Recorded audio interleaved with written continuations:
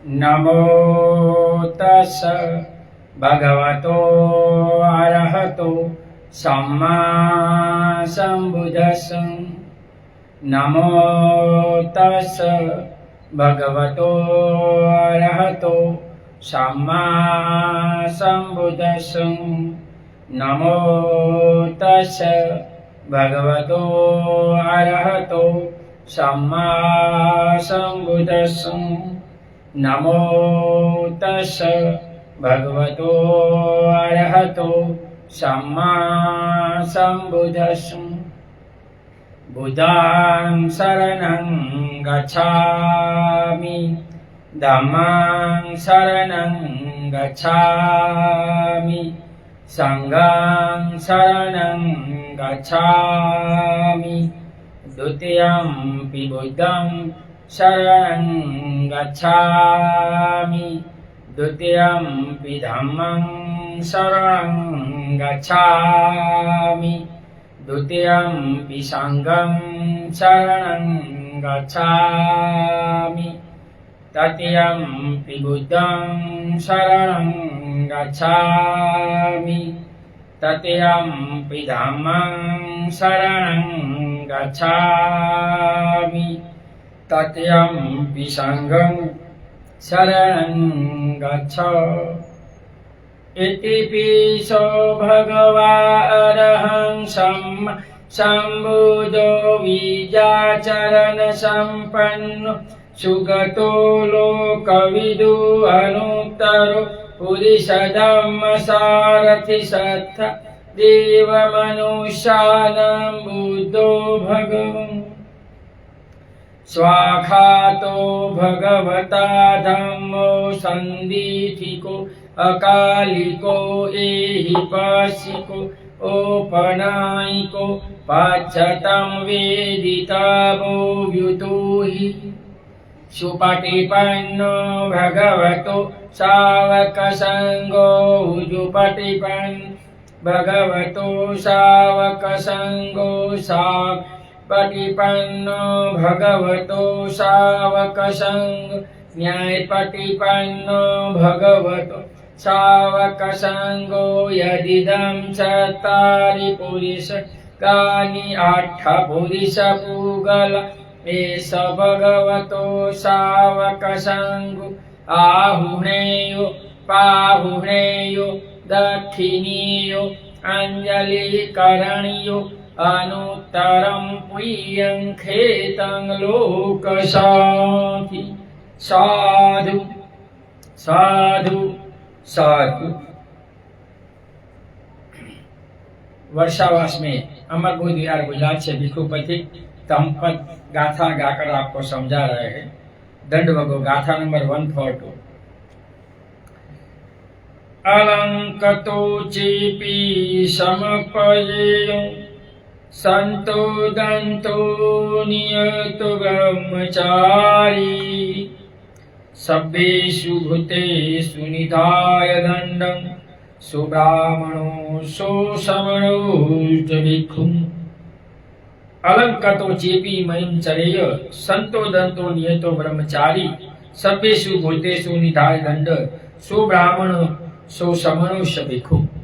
भगवान इस गाथा में कहते हैं, अलग कुछ विलासपूर्ण रहते हुए भी यदि उनका आचरण सम्यक है, यदि वह संयत है, विनयशील है, नियत ब्रह्मचारी है, उसने सभी प्राणियों को दंड देना छोड़ दिया है, वास्तव में वही भिक्षु है, वही श्रमण है, वही ब्रह्मचारी ब्राह्मण।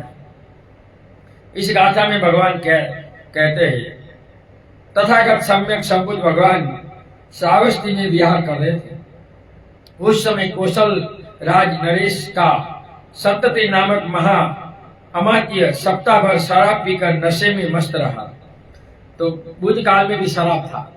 बड़े लोग इंग्लिश पीते थे, बाकी देसी पीते थे। वो तो अभी चलता ही रहता है। पुराने काल के राजा के काल में, बुद्ध काल में भी था।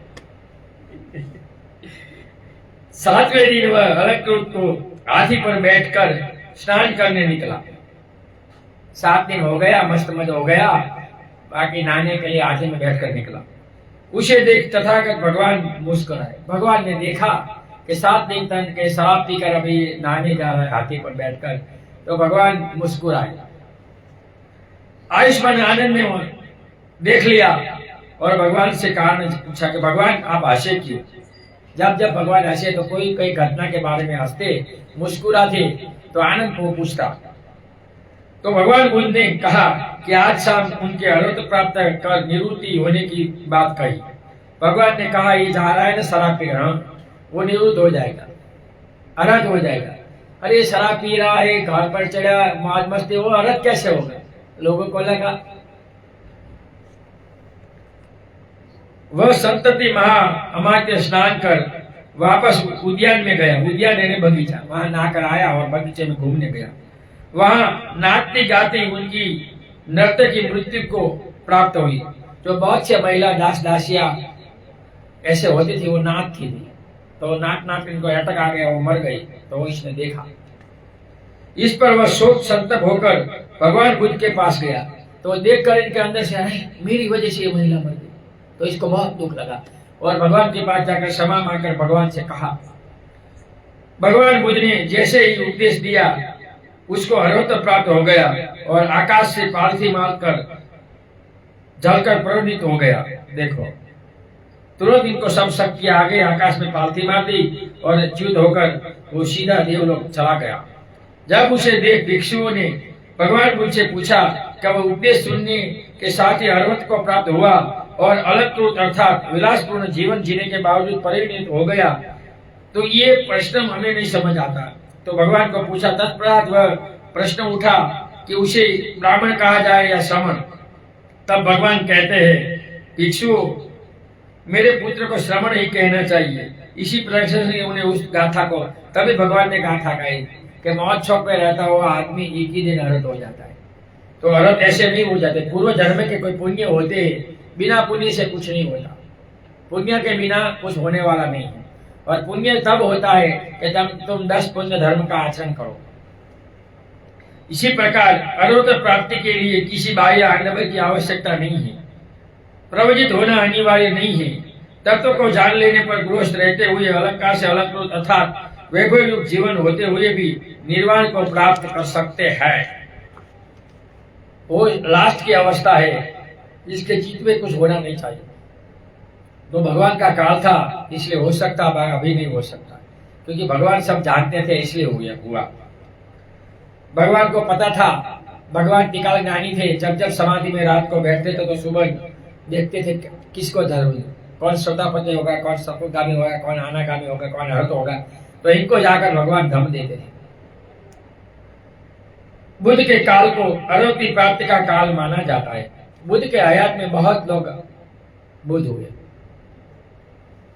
अतः बहुत से लोग उनके उपदेश देने के तुरंत बाद अर्हत को प्राप्त हो जाते हैं। ऐसा कहा जाता है कि काशी नगरी में मृगलाय वन में भगवान ने धम्मचक्र प्रवर्तन वैशाख आषाढ़ पूर्णिमा को दिया, तब करोड़ों देवता अर्हत हो गए थे। जो अदृश्य देवता लोग आए थे वो सुनने, वो करोड़ों हो गए थे। इंसान में तो ये 5 ही हुए थे और कोई हुए हो गए, लेकिन देवता तो ज्यादा हुए थे।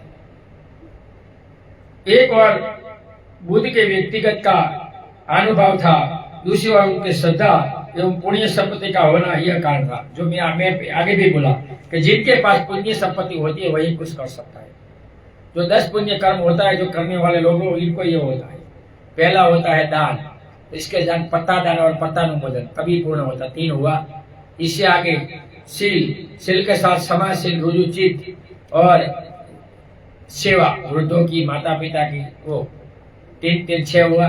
और भावना यानी ध्यान, तो इसके साथ धर्म सुनना, धर्म अन्य को कहना और दिठी जुकम, ये 10 जो पुण्य कर्म लोग करते हैं इनको विमुक्ति मिलती है। इनका कुशल कर्म अच्छा होता है और वही विमुक्ति के मार्ग पर जाते हैं।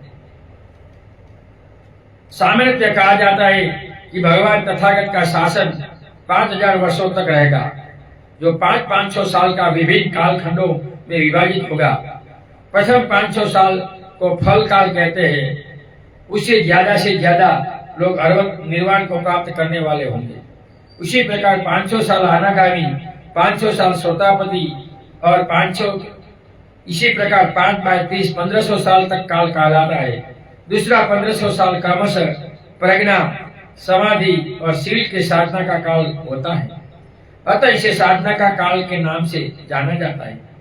तीसरा 1500 साल अभिधमधारी, सूत्रधारी और विनयधारियों का समय होता है, जो आगम काल कहलाता है। इससे साधना नहीं रहती, मात्र विद्वान लोग उनका व्याख्यान करते रहते हैं। अंतिम 500 साल नाम मात्र शासन काल है। ये विवरण दिया है, जिसमें व्यक्ति स्वयं अपने को भिक्षु या बौद्ध कहता है, लेकिन बौद्ध धर्म में संबंध में कुछ भी जानकारी नहीं रखता। यह प्रधान एवं गौण रूप से किया जा गया विभाजन है। अभी भी बहुत से लोग अपने को बौद्ध कहते तो वंदना नहीं आती है, त्रिशरण पंचशील नहीं आता, किससे दीक्षा लेने का पता नहीं। गुजरात में तो ऐसा बहुत दीक्षा कार्यक्रम होता है, एक बार इकट्ठे हो दीक्षा ले लो, घर जाओ, सो जाओ, मूर्ति रखो, हो गए। अभी तक 3 लाख लोगों का दीक्षा कार्यक्रम हुआ। 2 महीने पहले मैंने माहिती सरकार से मांगी तो 20,000 उपासक है। कितना? गुजरात का मुझे लिस्ट मिला 20,000 का। तो ये 2,80,000 कहाँ गए? 2013 में जयदेव बाबा का कार्यक्रम किया था कि 1 लाख ने दीक्षा लेगी, 10 काम पूरा बोध हो गए। अभी वो गांव में, कोई गांव में एक भी बोध नहीं, सब दलित हो गए, वापस चले गए। 20 बच्चों को जीवन दिया था कि भिक्षु हो गए, एक भी नहीं हुआ। छेड़छाड़ और छला और दिखावा दलित लोग बौद्ध धर्म से करते हैं, इसलिए बौद्ध धर्म आगे नहीं बढ़ता। सरकार से पैसे लेते हो, पब्लिक से पैसे लेते हो, मूर्ख बनाते हैं। जो काम भिक्षु का है दीक्षा देना, वो उपासक लोग कर रहे हैं। काम भिक्षु का है, जिनको दीक्षा दे भिक्षु के पास जाएगा तो भिक्षु उसको सिस्टम बताएगा कि ये करना होगा, तो भिक्षु से जुड़ा रहेगा कि वो भिक्षु टीचर है। गुजरात में 120 बुद्ध विहार है, टीचर नहीं है, भिक्षु नहीं है। पूरे गुजरात में 3 है और 3 उंगली पर है। ये किधर है, किधर है, किधर?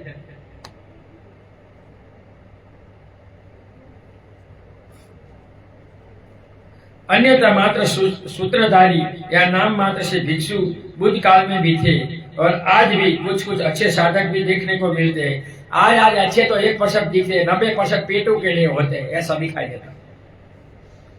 इसलिए इस विभाजन को व्याप्ति के रूप में नहीं लेना है।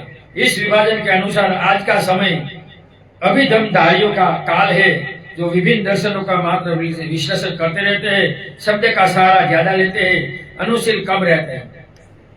अच्छी बात है। अभी तो सब दार्शनिक बौद्ध धर्म में पढ़ना, याद करना, दिखाना, कुछ काम नहीं करना, ध्यान साधना नहीं करना, शील का आचरण नहीं करना। अभी बौद्ध जो बनते वो नास्तिक है। ईश्वरवादी धर्म में नास्तिक यानी ईश्वर को नहीं माना, भगवान बुद्ध के धर्म में आचरण नहीं करना, इसको नास्तिक कहा जाता है। हर बौद्ध उपासक उपासिका कम से कम महीने में 1 शील करना चाहिए, उपासक करना चाहिए। वर्षावास में 10 शील उपासक होता है, लेकिन कोई कुछ करते नहीं और बोलते हैं हम बौद्ध। वंदना नहीं आती, आचरण नहीं आता, भिक्षु को वंदना नहीं करते। रास्ते में भिक्षु मिलता है, 2 हाथ जोड़कर अंजलि को वंदनामी बनते कहना चाहिए। घर में बनता है तो पूरी फैमिली को वंदन करना चाहिए। वो वंदन करना पुण्य कर्म है। अमावस्या पूर्णिमा को विहार दर्शन करने जाना चाहिए।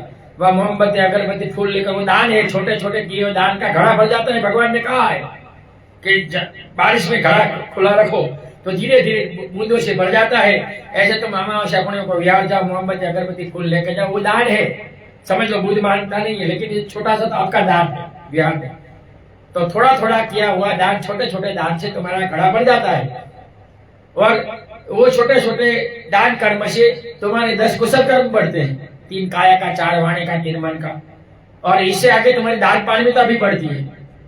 और इनकी वजह से तुम्हारे 5 हिंड्रस कम होते हैं, और इनके वजह से तुम्हारा ध्यान साधना होती है, और इनके वजह से तुम सोतापति हो सकते हो, और इनके वजह से तुम जन्म मरण से मुक्त हो सकते हो। तो एक बौद्ध को ये करना चाहिए, जो करेगा वह सही बौद्ध होगा। बाकी हम बाहर गए थे, भारत से बाहर, तो वहां भारत के उपासकों को ये लोग उपासक नहीं मानते और भिक्षु को भिक्षु नहीं मानते, क्योंकि वो सिस्टम में नहीं है। सिर्फ कपड़े पहने हैं भगवे साधु की तरह। वहां भी मैंने थेरवाद में 2 परंपरा देखी। एक परंपरा गुरु शिष्य परंपरा, जो मूल परंपरा है, उपासक और भिक्षु दोनों नीति नियमों को मानते हैं। और पास पीछे से आई नालंदा में संस्कृत में अनुवाद हुआ और आचार्य परंपरा आई। भिक्षु भी कहीं घूमे, उपासक भी कहीं घूमे, किसी को कुछ नहीं, सिर्फ बोलना है, यही काल है। इसलिए बुद्धिज्म ज्यादा आगे नहीं बढ़ रहा है। यहाँ एक गाथा खत्म हुई, आगे दूसरी गाथा। हिरी निशेनो पुरीशो कोची लोकास्मि विजन्ति यो नंदी अपबोधन्ति अश्वो भक्तो कसामी। हिरे निषेधो पुरुषो कोचि लोकस्मि विजन्ति यो नंदी अपबोधति अश्वो भक्तो कसामी। तो भगवान इस गाथा में कहते हैं, लोक में कुछ आदमी ऐसे होते हैं जिन्हें उनकी अर्थात अपने प्रति लज्जा निषिद्ध कर्म करने से रोक लेती है। जिस प्रकार उत्तम घोड़ा चाबुक को नहीं सह सकता, उसी प्रकार निंदा को नहीं सह सकते। तो लोकोद्वाद के डर से जीना चाहिए। कोई हमारी ऐसी कहेगा, ऐसे करेंगे, इससे बचना चाहिए और अच्छा जीवन जीने का प्रयास करना चाहिए। तो अच्छा जीवन जीने का प्रयास करेगा, वो जीवन में आगे बढ़ेगा और वो कुछ पाएगा। इसलिए हर उपासक में लज्जा होनी चाहिए। यहाँ तो अपने को उपासक कहते हैं और फाकिया खाते हैं, मावा खाते हैं और बोलते हैं कर्म का सिद्धांत है। अरे बोल के मावा खाना कर्म है। मुझे यह कहा था, भंतन ये तो हम भी मानते हैं कर्म से जगत चलता है। तो थोड़ी देर बाद फाकी निकल में या क्या कर रहा है, ये तो थोड़ा थोड़ा रहता है, ये यहाँ नहीं चलता। तो ऐसे उपासक खाते हैं, हम क्या करें। अगर हम कड़क होकर कहते हैं कि व्यसन करना है तो नहीं आना है, तो वो जाकर 50 को कहता है, मुझे बोल दिया कि तुमको विहार नहीं आना है, तो किसी को विहार नहीं जाना है। ये व्यसन का कहते हैं इसलिए कोई नहीं आते। यहाँ मैं व्यसन का बोलता हूं तो ठीक नहीं लगता। ठीक है, आना है तो आओ, हमें क्या फर्क पड़ता है। भगवान तथागत जब श्रावस्ती में विहार कर रहे थे, विहार का मतलब है रुकना भी होता है, विहार का मतलब चलना भी होता है, विहार का मतलब एक जगह इकट्ठा रहना होता है। तो भगवान ऐसे निकले और इकट्ठे रहे थे। स्थविर आनंद ने एक वस्त्र खंड अर्थात चोगा पहने कपालधारी लड़के को प्रवजित किया था। स्थविर यानी थेर, जो भिक्षु परंपरा होती है, पहला अनागारिक होता है, 5 साल तक वो चेवर लेकर स्वामिर होता है, इनकी उपसंधा होती है, 10 साल के 10 भिक्षु मिलकर इनकी उपसंधा करते हैं और इनका 10 साल की उम्र होती है, इनको स्थविर का थेर, स्थविर यानी थेर कहा जाता है और 20 साल को महाथेर कहा जाता है। इस सिस्टम में सामने थेर और महाथेर। तो आनंद थेर थे। उस समय लड़के ने उस वस्त्र खंड को कपाल को उस पर लटका दिया। कुछ दिनों के पश्चात वह लड़का भिक्षुत्व से उब गया।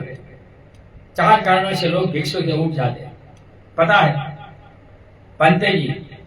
4 कारणों से लोग भिक्षु से, जो नए नए भिक्षु बनते हैं, वो उब जाते हैं। पहला कारण समंदर से, पानी से जो भगवान ने सिखाया है कि लहर भय, पानी का जो लहर भय होता है, इनका गुरु इसको सिखाता है, ऐसे भिक्षा मांगो, ऐसे कपड़े पहनो, ऐसे ये करो, ये मेरी सेवा करो, ऐसा करो। तो उब जाता, अरे ये तो संसार से अच्छा था, मैं मेरी बीवी से कुछ करवाता, या मुझे करना पड़ता है, तो वापस चला जाता। दूसरा भय होता है मगर भय, मतलब कि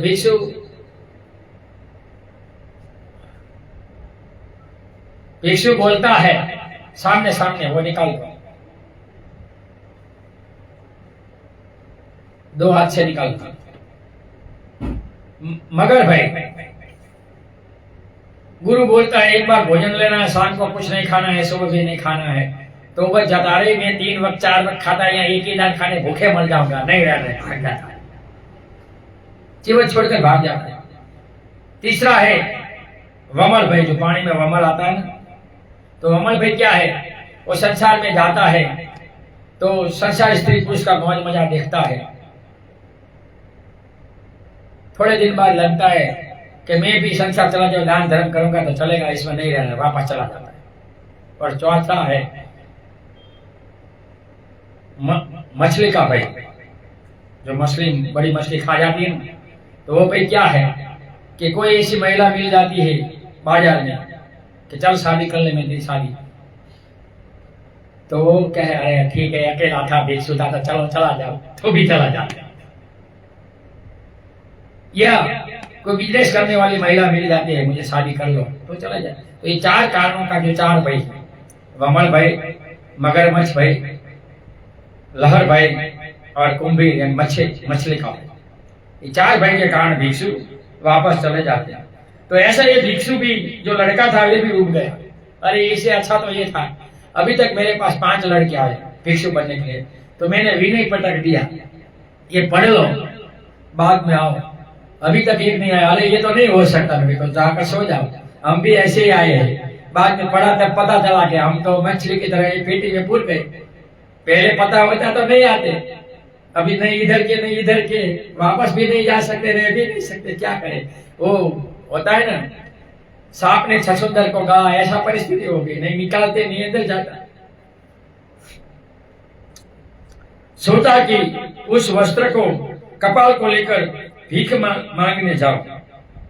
ऐसा निर्णय करवा वो वृक्ष तक पहुंचा, फिर से लज्जा आई, अरे नहीं नहीं गलत मैं कर रहा हूं, मैं भिक्षु बनाऊं और वापस इसमें जाऊं। ये लज्जा से लड़का था कि जीवन निकालूंगा, वहां जाऊंगा तो कोई मेरी बात करेंगे, तो इसको लज्जा आई, तो वस्त्र देखकर वापस चलो। ऐसा करना उचित नहीं होगा। इसी प्रकार वह कई दिन तक वृक्ष तक जाकर लज्जावश वापस लौटा। 7 बार कैसा कागज के बाद वो वृक्ष पास गया और वस्त्र देखा और लज्जा आई और वापस आ गया। जब भिक्षुओं ने कई बार उधर जाते देखा तो उससे पूछा, कहां जा रहे हो सामने? इस पर वह आचार्य के पास जा रहा हूं ऐसा उत्तर देता था, लेकिन जाता था वहां झूठ बोलता था। कुछ दिन बाद जब वहां जाना बंद हो गया तो पुनः भिक्षुओं ने पूछा कि अब आचार्य के पास क्यों नहीं जाते? वो वृक्ष से पीछे तेरा आचार्य रहता था, तो झूठ बोलता था और वहां जाता था, अब क्यों नहीं जाता? उत्तर मिला, आचार्य से सत्संग होना हो गया। वास्तव में वह तुषारहित होकर अर्वत को प्राप्त हो चुका था। जब इनको अनित्य का भाव समाप्त हुआ, भंग ज्ञान हो गया और अर्थ हो गया, तब से वो वहां जाना बंद हो गया। इस बात को जब भगवान बुद्ध तक पहुंचाई तो उन्होंने उस वक्त ये गाथा गाई। तो भगवान कोई गाथा ऐसा नहीं गाते। धम्मपद में 423 जो बुद्ध वचन है वो पढ़ोगे तो पता चलेगा पूरा बुद्धिज्म इसमें टिका है। एक बुद्ध के घर में धम्मपद होना चाहिए। मैं बार बार नए बुद्ध उपासक को कहता हूँ कि यूट्यूब में धम्मपद है डाउनलोड कर लो, बुद्ध एंड धम्मा है डाउनलोड कर लो, हर सुबह शाम आधा घंटे अपने घर में सुनो। ये सनातन धर्म वाले भजन सत्संग सुनते हैं तो तुमको भी सुनना चाहिए। ओम मणि पढ़ने का चैंटिंग आता है आधा घंटे का, वो भी कभी कभी सुनना चाहिए। जब तक तुम ये सुनेंगे नहीं तब तक तुम्हारे में कोई सुधार नहीं आएगा। भगवान कहते हैं बार बार धर्म सुनने से, इनका संस्कार मिलने से व्यक्ति आगे बढ़ सकता है। बार बार धर्म सुनना पुण्य कर्म है। आगे पुण्य कर्म में मैंने कहा था बार बार धर्म सुनना और वो धर्म दूसरों को देना। सब दानम धम दानम जिनाती, धर्म से बड़ा कोई दान नहीं।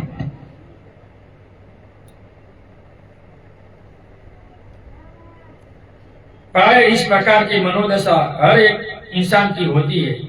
अतः स्वयं अपने से लज्जित होकर या भगवान बुद्ध और बोधिसत्व को हर क्षण लोक कल्याण में रहते हैं, वे हमें देखते होंगे तो क्या सोचते होंगे, ऐसा सोचकर अकेले में ही अर्थात स्वलज्जावश अपने को भ्रष्ट आचरणों से बचाना चाहिए। मैं भिक्षु होकर भी यदि इस कार्य को करूं तो कैसा होगा, ऐसा सोचकर अपने पर स्वयं बरतना चाहिए। और बोध बनते हैं तो इनको भी लज्जा होनी चाहिए, मैं बोध हूँ, अगर मैं व्यसन करूंगा तो लोग मुझे बोलेंगे। तो बोध होते हैं तो मांस वासन छोड़ देना चाहिए, मांस खाना, शराब पीना, व्यभिचार करना, पंचशील का आचरण करना चाहिए और अच्छी तरह जीवन में आगे उपोषण कर अच्छा जीवन जीना चाहिए, तो ही तुम सही बोध हो, वरना कुछ बोध में तुम्हारा ठीक नहीं। तो देखो इनको ये लज्जा थी तो लज्जावश इनको पूरी सिस्टम अरद हो गया। तो जिनके पास लज्जा होगी वो जगत में कुछ दे सकते हैं और कुछ पा सकते हैं, इसलिए लज्जा होना ठीक है।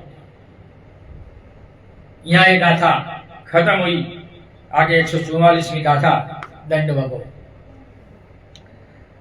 असो यथा भद्रो कसानिविक्तो आतापिनो सविंगिनो भवाथं श्रद्धाय शिरेण च वीर्येण च समाधिनामंच विनियेच संपन्न विजाचरणापत्ति सत्ता पहथ दुखं की अनंपकं असो यथा भद्रो कसानी विठो आतापिनो सवेंगीनो भवाथ श्रद्धाय शिलेन च वीर्येन च समाधिना धम विनय च संपन्न विजाचरण पश्ता पसर दुखती अनुभव શું થાય બંધી સમજાય કાયલનો બગડી ગયો પવનના અવાજના કારણે નહીં થતો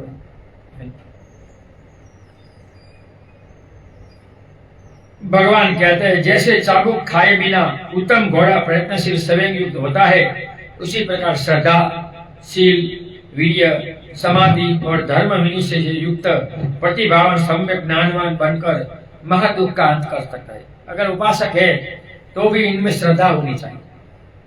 बुद्धम संघ और इनकी शिक्षा में पूर्ण श्रद्धा होनी चाहिए, संदेह नहीं होना चाहिए। अगर संदेह होता है तो ये संदेह भी कैसे निकालो इनका पॉइंट करना चाहिए। ज्यादा संदेह से मन में विचिकित्सा डालने से, शंका कुशंका डालने से तो धर्म को नहीं समझ सकते। बहुत बार एक भाई मेरे पास आया कि बुद्ध का जन्म हुआ और 7 पगला चले और बोले मैं लोग आया सूर्य क्या सही होगा? सही हो। मैंने कहा कैसे? मेरे को ये तेरे समझने की बात नहीं, ये एक मनोविज्ञान है, ओके, और ये सही है, लेकिन तुम नहीं समझ सकते क्योंकि तुम तो दिखा हुआ मानते हो, विज्ञान को मानते हो, मनोविज्ञान अनुभव को मानता है, विज्ञान परिणाम को मानता है। तो मैं परिणाम तुझे दिखा नहीं सकता। तुम धम्म में आओ, ध्यान साधना, अभ्यास सदावन बनो तो पता चल जाता है। बिना सदाए कोई मानते नहीं है। तो पहले बुद्ध धम्म संघ और शिक्षा में सदावन या दूसरा शील, उपासक को 8 या 10 शील का आचरण करना चाहिए। उपोषक आचरण 8 वर्षावास में उदान में भगवान ने 10 शील उपोषक बताए कि वर्षावास में 24 उपोषक करके 10 शील अनागारिक उपोषक उपासक कर सकते, उपासक उपासिकाएं। चतुर्थी अष्टमी एकादशी अमावस्या 4 दिन का 3 महीने में 24 करना है, 12 अंदर आना और 12 बाहर जाना। अविद्या से संस्कार, संसार के विज्ञान, विज्ञान से नाम रूप, नाम से सनातन, सनातन स्पर्श स्पर्श वेदना तुषा उपादान भव जाति जरा मरण, और ये ऐसे वापस। जो करेगा इनको कुछ मिलेगा, नहीं करेगा तो कुछ नहीं मिलेगा। आगे वीर्य, वीर्य है उत्साह। उत्साह कैसा होना चाहिए? 4 प्रकार के उत्साह होना। नेगेटिव चित्त में जो आता है इनको 5 इंद्रियों से अटकाना है, आ गया है इनको फेंक देना है, बार बार करना है और कुशल को याद करना है। ये 4 प्रकार का वीर्य करना। इसके बाद समाधि, ध्यान साधना नियमित करना चाहिए। तो आगे धम्म विचय करेंगे, 8 भूत का सप्तांग बोध ज्ञान को आप करेंगे तो ये दुख से तुम मुक्त हो सकते हो। अगर करोगे तो संसार में रहकर 5 बंधन तोड़ के है तो इसको मनुष्य रूप में आना नहीं पड़ता, मरकर देवता लोक में जाता और वहां से मुक्त होता है। मनुष्य कभी अर्थ नहीं बन सकता। अगर बन जाता है गलती से तो मर जाता है या इसको जीवन ले लेना पड़ता है। पावर व्यक्ति को आत्मविश्वास पैदा करना चाहिए कि जितने भी इनके पूर्व बुद्ध एवं अर्हत को प्राप्त हुए हैं वे सभी हमारी तरह मनुष्य थे। हर लोग सामान्य मनुष्य थे। बुद्ध ने कहा कि मैं सामान्य मनुष्य था, सामान्य मनुष्य की तरह पैदा हुआ, लेकिन थोड़ा फर्क था। सामान्य मनुष्य 9 महीने पैदा होता है, बुद्ध 10 महीने पैदा हुआ। बुद्ध इनसे पहले बोधिसत्व होते थे तो इनके पास उत्तर मनुष्य धर्म होते हैं। इनको पता होता है, माँ को पूछकर बाबा साहब ने भी बुधायन धर्म में लिखा है कि 7 हाथी बनकर इनकी माँ की कोख में प्रवेश किया। जब इनका जन्म होता है तब 4 दिशा के देव पुत्र आते हैं और इनको सामान्य इंसान लटक कर जन्मता है और पैर से जन्मता है। फर्क होता है बुद्धों का, लेकिन मूर्ख अनाड़ी लोग नहीं समझेंगे। ये सम्यक दृष्टि वाले लोग समझ सकते हैं, मिथ्या दृष्टि वाले नहीं समझ सकते। बुद्धिज्म बाबा साहब को भी नहीं मानते, बाबा साहब के ग्रंथ को नहीं मानते ना। तो क्यों मैं भी अरुत्व को प्राप्त नहीं कर सकता? जब भगवान को बुद्धत्व प्राप्त हुआ, समाधि से में उठे तो सामने तालाब में कमल दिखाई देते, बहुत से बाहर निकले थे, पानी में थे, डूबे हुए थे। तो तब स्मृति से विचार आया कि हर इंसान में कुछ न कुछ बुद्धत्व है, तो मुझे प्रयत्न करना चाहिए कि हर लोग बुद्धत्व पा सकते हैं। इसी प्रकार उत्साह एवं प्रतिभा अपने अंदर जगानी चाहिए। उत्साह और प्रतिभा के बिना कुछ होने वाला नहीं है। आलसी लोग दुनिया में कुछ नहीं कर सकते। ध्यान करो तो पहला थीन में आलस आता है, आलस ही तुम्हें बैठा रहता है। आलस दो प्रकार की, शारीरिक और मानसिक, थीन और नींद, इसलिए कहा है उद्धच और कुकच, काया का और मन का। तो ये 5 है, निवरण निकालना चाहिए। और निवरण को समझना है तो आपको अभिधम में धम संज्ञा पढ़ोगे तो कैसे ध्यान करना है, कैसे हटाना, वो पता चलता। फिर लौकिक इच्छाओं का परित्याग कर सम्यक ज्ञान से यह संसार परिवर्तनशील है, अनित्य है, क्षण भंगुर है, निसार है, ऐसा जान उसमें दृढ़ विश्वास श्रद्धा को जगाकर शील समाधि धर्म विनय से युक्त होकर रात दिन स्मृति और स्मरण होकर स्वयं का स्वामी बनकर महासागर रूपी दुख से निवृत्त होना चाहिए।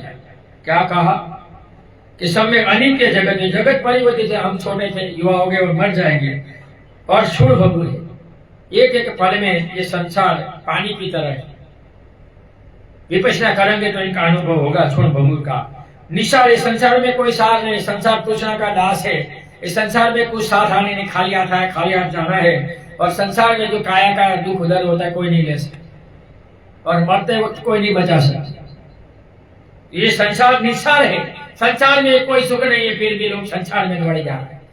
पुत्रजन लोग इस संसार को सुख समझते हैं। ऐसा जान दृढ़ विश्वास धर्म पर करेगा तो श्रद्धा जागेगी, तो शील का आचरण होगा, तो पुण्य कर्म होंगे, तो समाधि होगी, तो वो धर्म विचय करेगा और ये स्मृति जागृत करके जिएगा और स्वयं का स्वामी बनकर ये दुख रूपी जो महासागर है, भगवान ने ये जन्म मरण को महासागर कहा है। कबीर साहब ने भी कहा है कि चलती चक्की देख कर दिया कबीरा रोए, दो पातन के बीच में साबित बचाना पड़े।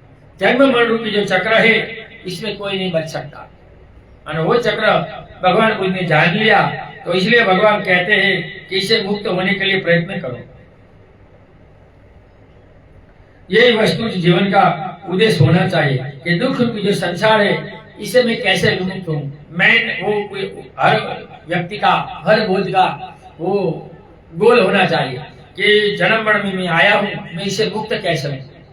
दुनिया में एक ही आदमी इंसान ऐसा था, इंसान नहीं कहा सका भगवान ये पूरे विश्व को जान ले, और इनकी शरण आता है, इनको उपोषण करता है तो इनका चित्त 5 भय से मुक्त होता है।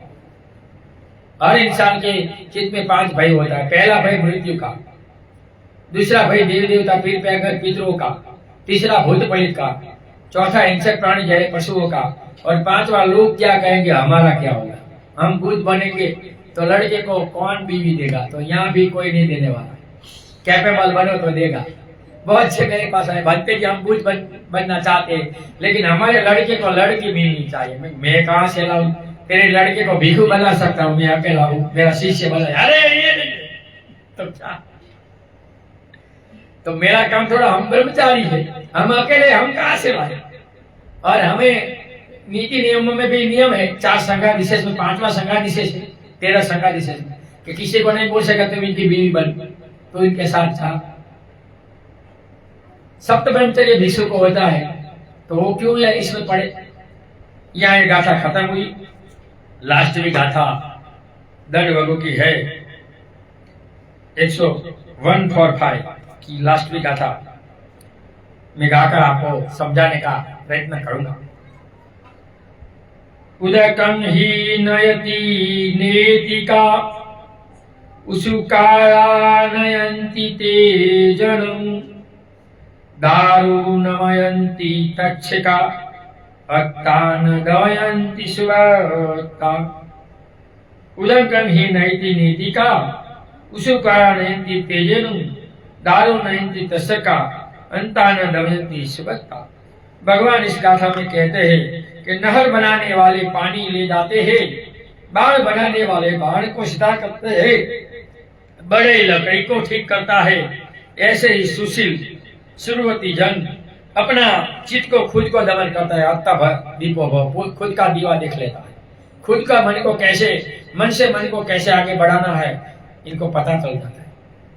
ये 7 साल के औरत को पता था, 7 साल के लड़के को, भगवान के साथ जा रहा था तो इसने देखा ये पानी का क्यारा, और इसमें अनित्य का भाव जागा और मदद हो, तो वो क्षुण भंगर का अनित्यता का भाव जागेगा चार प्रकार की शून्यता है, शून्यता का भाव जागेगा, वो कुछ कर सकता है, बाकी जगत में कोई कुछ नहीं कर सकता।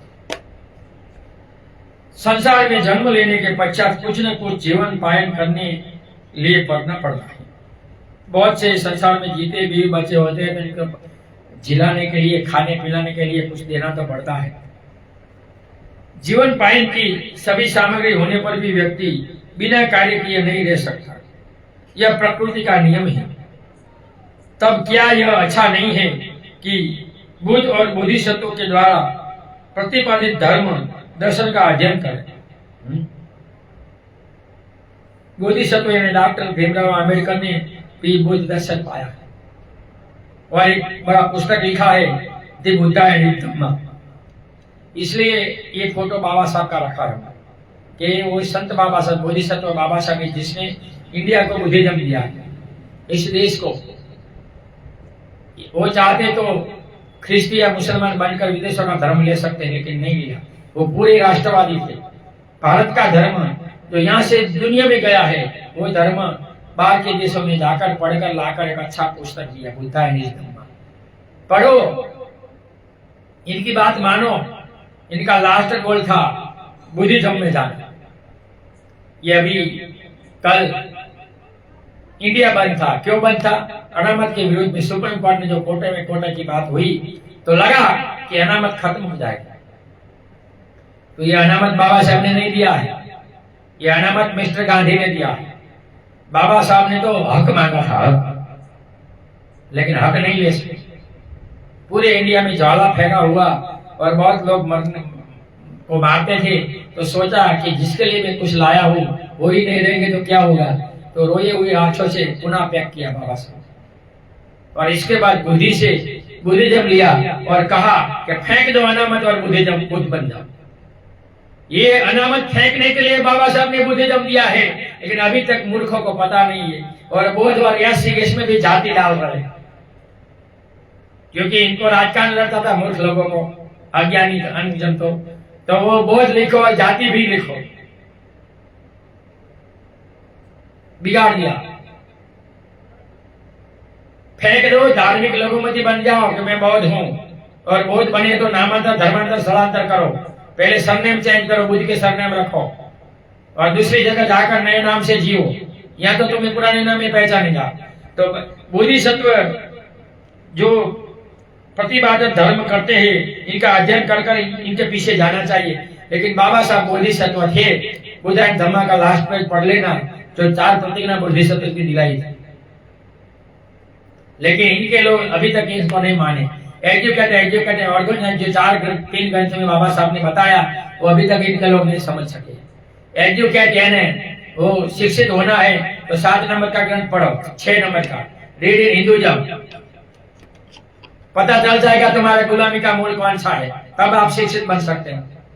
शिक्षित बनना या पढ़ना नहीं कहा था, पढ़नी अच्छी बात है, उल्टा अर्थ ले लिया। संगठित होना है तो आपको 7 नंबर का ग्रंथ पढ़ना पड़ेगा।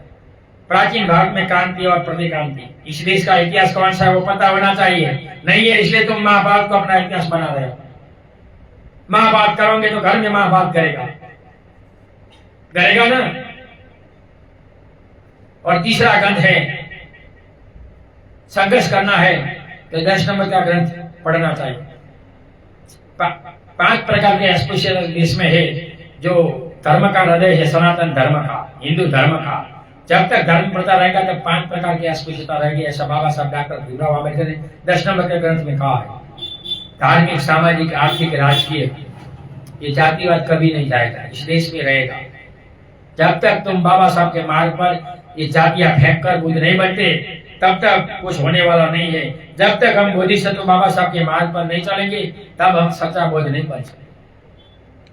उसे अपने जीवन में उतारने का प्रयास करें। बाबा साहब की बात प्रयास करें, लेकिन कोई नहीं करता। एटीएम कार्ड बना दिया है बाबा साहब, बाहर फोटो रखते, मफतिया में घर बनाकर कोई पाड़े हुए, पुतला रख देते पाड़े हुए। जाति का कार्ड निकालते, शिशु की लो, नौकरी लो, जमीन लो, सिक्योरिटी बना दिया है, एटीएम कार्ड बना दिया है। एक धर्म का व्यक्ति नहीं बनाया ऐसा कि चलो मैं इनको मोमबत्ती जलाओ, अगरबत्ती जलाओ, वंदना करूं। बोधिसत्व है, कर सकते, वो दान है और कुछ नहीं है। थोड़ा थोड़ा दान करके पुण्य घड़ा भर जाता है। तो ये करना चाहिए। पूजा करने लायक व्यक्ति है, माता पिता धर्म गुरु और जो मदद होते वो पूजनीय व्यक्ति होते हैं। तो इसने तुम्हें क्या नहीं दिया? 5 दान दिया इसने। बोधिसत्व संसार को 5 दान देता है। ये इलेक्शन दान, ये मतदान बाबा साहब ने दिया, ये पढ़ने का दान इसने दिया, नौकरी का दान इसने दिया, भौतिक दान। पूरे देश में तुम जमीन खरीद सकते हो, रह सकते हो, दुकान कर सकते हो, इनकी वजह से। तुम्हें पानी पीने का हक नहीं था, इनकी वजह से सब तुम्हें कोई देवी देवता पीर पैगंबर ने नहीं दिया। इस देश में बहुत से पीर पैगंबर देवी देवता आए, चमत्कार किया, लेकिन किसी ने अस्पृश्य का अच्छा नहीं किया। इनके लिए इनको अंग्रेज में जाकर ईस्ट इंडिया कंपनी से इंडिया की रानी गोलमंजी परिषद में जाकर हक मांगना पड़ा। एक पढ़ा लिखा इंसान था कि जिनकी वजह से तुम सुखी हो, लेकिन इनकी बात आज तुम नहीं मानते। इसलिए ये 5वां दान था, इसने दिया धर्मदान। आपने 4 दान लिया, 5वां दान नहीं लिया। अभय और निर्भय दान। महिलाओं को 458 की कलम लगती है, पुरुष बोल नहीं सकता, एट्रोसिटी में बोल नहीं सकता, घुस जाते हैं इनकी वजह से। फिर भी इनको तो सिक्योरिटी बना दिया, एटीएम कार्ड बना दिया, इनकी बात मानी नहीं। और अन्य जो इससे वंचित है उन्हें भी प्रेरित करे, उनका मार्गदर्शन करे, जिससे स्व पर दोनों का हित संपन्न हो। हमारा व्यक्ति भौतिक पिंड मात्र नहीं है, चेतना भी है। चेतना को चेतना में भोजन से संतुष्ट किया जा सकता है। इस काया को जो भौतिक भोजन लेते हैं तो आध्यात्मिक भोजन भी देना चाहिए, मात्र भौतिक जड़ पदार्थ से नहीं। दुनिया में आज जितने व्यक्ति अपने मन के कारण अर्थात मानसिक रूप से पीड़ित है, उतने शरीर की आवश्यकताओं की पूर्ति के अभाव में नहीं। आज मानसिक दुखी बहुत है। इसमें मोबाइल में आने वाले 10 साल में पागल ज्यादा बनेगा, देख ले। 1 घंटे से ज्यादा मोबाइल नहीं देखना है। और व्हाट्सएप फॉस्टवेयर जो सोशल मीडिया यूनिवर्सिटी है, सत्यानाश वाला दिया बुद्धि ने। आज मैंने कल देखा, एक भाई मर गया था कोई पाटनी के गांव में, तो इसको पंचिल पढ़ाया कि पंचिल ये मृत व्यक्ति पर डाल सकते, अपमान है मूर्खों। अगर हम कानून में जाएंगे तो हो सकता है तो हमें मूर्ख बना देंगे, क्योंकि ये ज्यादा है, हजारों की संख्या में है जो धर्म की अवहेलना करते हैं, पंचिल का अपमान करते हैं नालायक लोग। भिक्षु मरता तो भी इस पर पंचिल नहीं डाला जाता। आप हाथ में ले जा सकते हो ऐसे रखकर, मैं तो गले में डालना भी मना कर रहा हूँ, क्योंकि वो कहीं भी फेंक देते हैं। ये मनोवादी बिगाड़ने का काम। तो कभी मृत व्यक्ति पर पंचिल नहीं डालना चाहिए, वो हमारी आध्यात्मिक संस्कृति है। इंडिया का तुम्हारा ध्वज है जो भगवा और इसमें अष्टचक्र है, वो डालो ना, क्यों नहीं डालते? वो नहीं डालेगा। संस्कृति चक्र है, वो डालो पुराना तुम्हारा। कोई उपासक मर जाता है तो उसको महापरिनिर्वाण कह सकते हैं, और बाद में देवंगत लगती है। देवंगत में देवंगत लिखना चाहिए, देवगति हुई, या कालकृत लिखना चाहिए। निर्वाण लिखते, परिनिर्वाण निर्वाण भी, निर्वाण तो हयात में है। राग देश मुख का संबंध वो अरहतों को होता है, और परिनिर्वाण भी अरहतों का है। सामान्य लोग निर्वाण परिनिर्वाण नहीं लिख सकते, इनको सिर्फ कालकृत लिखना है, या धर्म का आचरण करता है तो देवंगत लिखना है। गुजराती में देवंगत मराठी शब्द है, हमें देवंगत लिखना चाहिए। देवगति मनुष्य से जो ऊपर देवगति है वो काल कथित, कालकृत लिख सकते हैं। बहुत से लोग निर्वाण लिखते हैं, और बहुत से लोग बढ़ जाते हैं उपासक। पुण्यानु मुझे मूर्ख लोग भिक्षु नहीं कर सकता, भिक्षु ही कर सकता, उपासक नहीं कर सकता। 3 कर्म ऐसा है, पुण्यानुमोदन, परित्राण पाठ और गभ मंगल बिना भिक्षु से नहीं होगा। जो सही उपासक होगा वो भिक्षु को ही बुलाएगा। और कुछ लोग बोधिसत्व भी कहते हैं, वो सही है? किसको? हमारे उपासक को बोधिसत्व कहते हैं। नहीं कह सकते, गलत है। या तो गुजरात में तो छोड़ो मत, वो खुद अरहत हो, खुद बोलते एसएसटी वाले हम भिक्षु है, ये कपड़े पहनने वाले, तो ये चलेगा?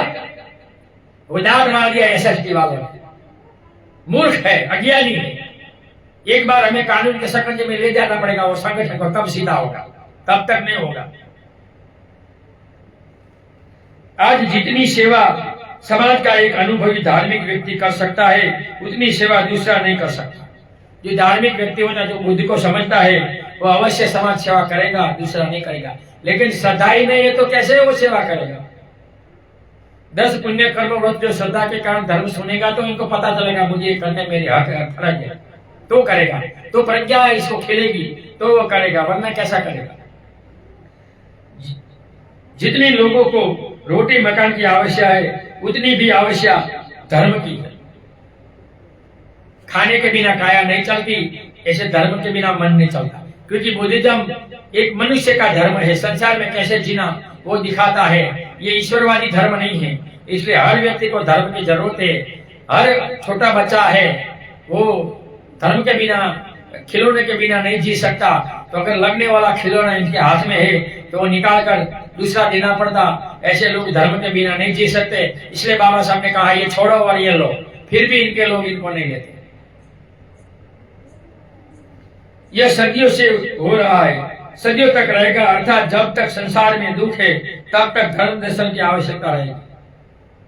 भगवान को 4 आर्य सत्य का बुद्ध पूर्णिमा को लाभ हुआ, वैशाख पूर्णिमा के दिन।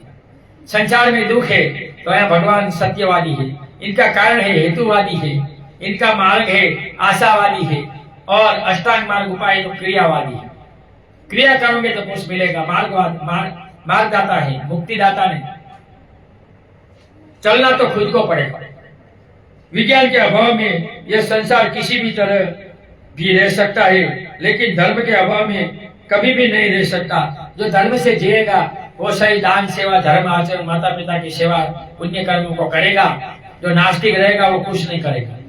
कल मुझे फोन आया था, कार्ल मार्क्स का अनुभव आया था कि बाबा साहब ने ये गलत किया, एक ने जो किया वो चलो, तुझे क्या करना है वो कर। तो भगवान का ऐसा कहना है कि हर व्यक्ति अपने, जैसे पानी निर्जीव है, इनको ले जा सकता है नहर कर, ये कर सकता है। ये तो हमें जिंदा आदमी, हमें हमारे चित्त से हम अपने मन को सीधा कर सकते हैं। बार बार करने से मन इधर जाता है, कुशल कर्म की ओर जाता है। तो इनके लिए जाने के लिए आगे मैंने दिखाया कि 10 पुण्य कर्म आप करेंगे तो आप 10 कुशल कर्म होगे। 10 कुशल कर्म होगे तो आप धर्म के मार्ग में ध्यान साधना में आगे बढ़ेंगे, श्रद्धापति हो सकते और जन्म मन से मुक्त हो सकते। यहाँ ये गाथा दंड वो खत्म हुई।